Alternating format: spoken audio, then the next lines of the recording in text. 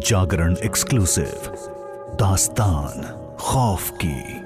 काली रात का घनघोर सन्नाटा। रात की आखिरी बस से उतरकर संजय घर की तरफ चल दिया। रात तो हर रोज के जैसी ही थी, फिर भी जाने क्यों संजय का मन किसी अनजाने डर से घबरा रहा था।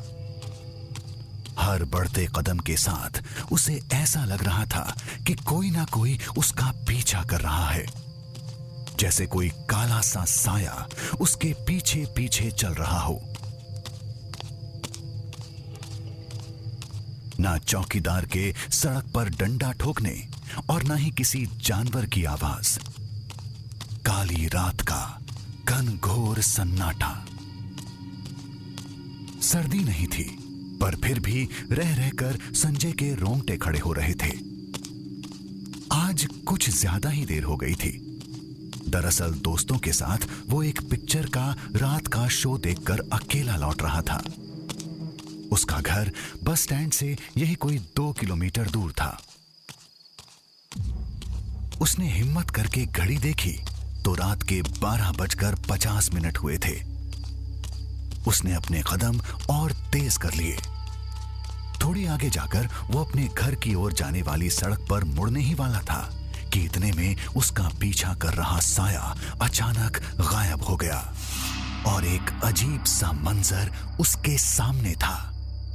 उसने देखा कि एक बहुत बूढ़ा आदमी सड़क के किनारे एक खंबे के नीचे किताबें बेच रहा था। उसने अभी अभी दुकान लगानी शुरू की थी और वो अपने झोलों में से किताबें निकाल निकाल कर सजा रहा था। संजय को किताबों का बहुत शौक था। किताबें देखते ही वो बिल्कुल भूल गया कि क्या वक्त हुआ है।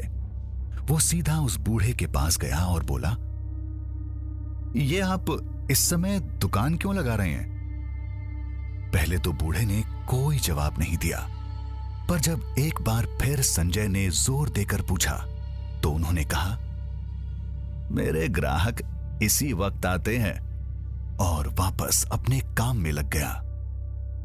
संजय ने ध्यान दिया तो सारी की सारी किताबें भूतों, प्रेतों, चुड़ैलों और डायनों के किस्से कहानियों वाली थीं। यहां वहां टटोलकर उसने एक किताब उठाई और बोला, आप यहां रोज बैठते हो बाबा? वो बोला, जहां मुझे मौत इशारा करती है वहीं दुकान लगा लेता हूं। कुछ समझा नहीं? बूढ़े ने कोई जवाब नहीं दिया। संजय ने फिर पूछा, अच्छा ये किताब कितने की है? बूढ़े ने अजीब सा जवाब दिया, जिंदगी देते हो तो मुफ्त में भी मिल सकती है। उसने उसकी बात की ओर ध्यान न देते हुए किताब खोली तो उसमें कीमत लिखी थी 25 पैसे। संजय ने मन में सोचा, जाने कौन जमाने की किताबें बेच रहा है ये बूढ़ा। उसने जेब से 2 का सिक्का निकाला और बोला, इतने ठीक हैं? 25 पैसे तो अब मिलने मुश्किल हैं। बूढ़ा बोला, ले जाओ ले जाओ, अब तो तुम हमारे ग्राहक बन गए हो हमेशा के लिए। संजय की नजर एक बार फिर किताबों की ओर गई तो वो हैरान रह गया। हर किताब पर अलग अलग अजीब सा भद्दा डरावना चेहरा बना था। सकपकाया सा संजय घर की ओर चल पड़ा। जाने क्यों कुछ अजीब लगते हुए भी उसने वो किताब वापस रखने की नहीं सोची। कुछ 15-20 मिनट चलने के बाद वो अपने घर पहुंच गया। उसने घर पहुंचते ही चैन की सांस ली, फैन ऑन किया, कपड़े बदलकर और हाथ मुंह धोकर सीधा किताब ले अपने बिस्तर पर लेट गया और किताब को ध्यान से देखने लगा। अजीब सा कवर था किताब का। एक पल को तो उसे ऐसा लगा कि कवर पर बना चेहरा बिल्कुल असली है। उसे लगा जैसे उस चेहरे की आंखों की पुतलियां हिल रही हैं और लगातार उसे घूर रही हैं।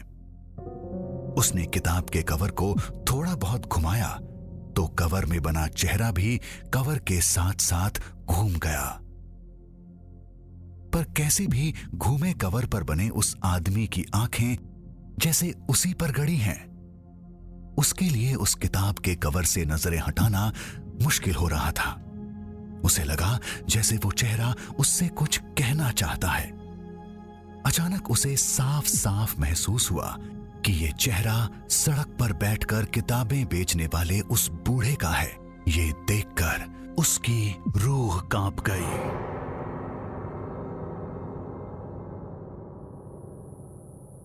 इतने में उसके दरवाजे पर दस्तक हुई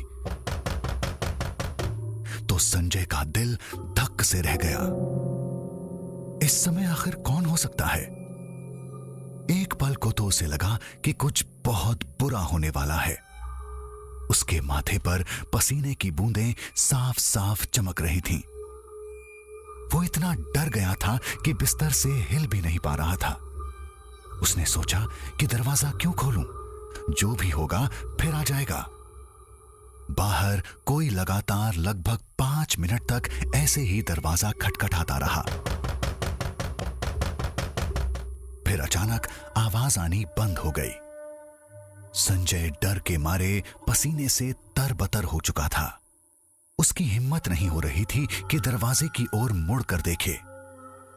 तभी धड़ाम से दरवाजा अपने आप खुल गया और संजय ने चादर से अपना चेहरा निकालकर देखा तो वो हैरान रह गया।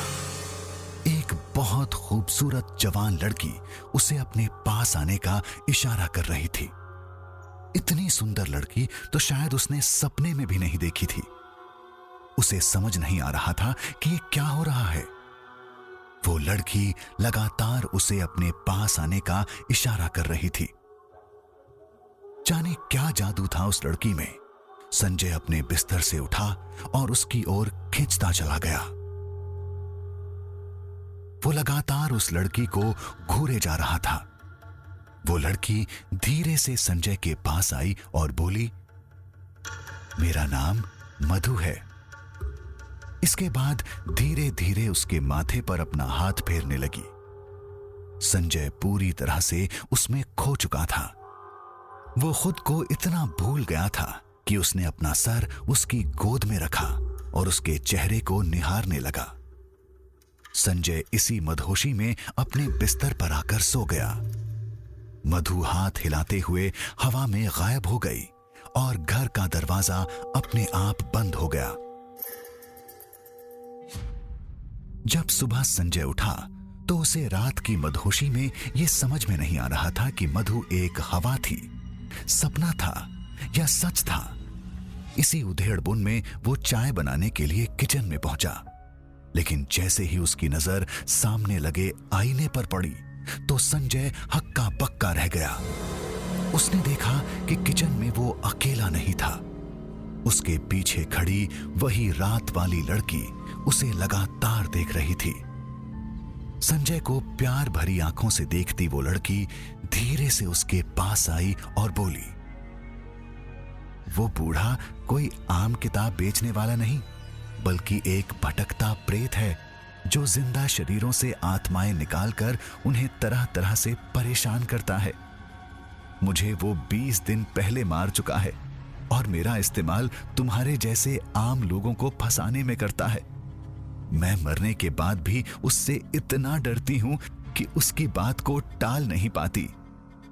उस बूढ़े प्रेत का हुक्म है कि मैं तुम्हें भी मार डालूं।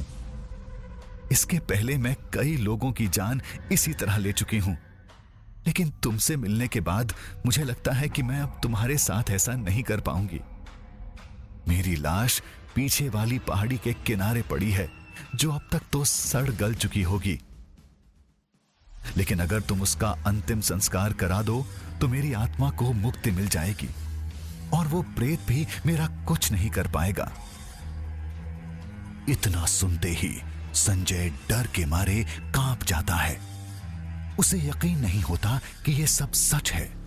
गुस्से में आकर वो कहता है, सारी प्रॉब्लम की जड़ ये किताब है, मैं इसे अभी जला दूंगा। मधु उसे रोकना चाहती है, लेकिन तब तक वो सामने जलते गैस के चूल्हे पर किताब रख देता है।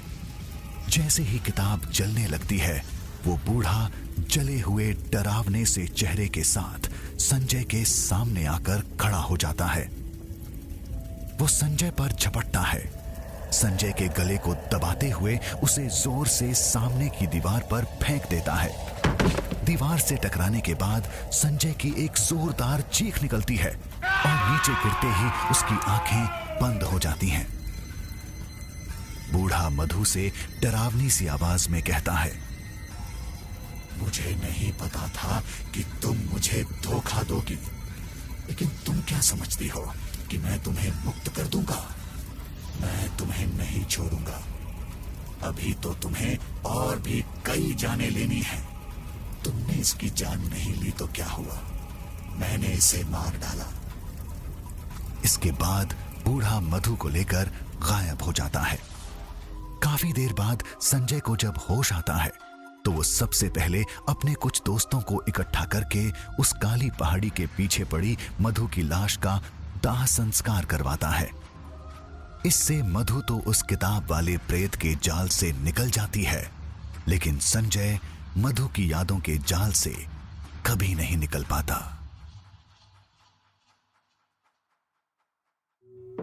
काली रात का घनघोर सन्नाटा। कहानी प्रकाश गुप्ता, नैरेटेड बाय आशीष भंडारी।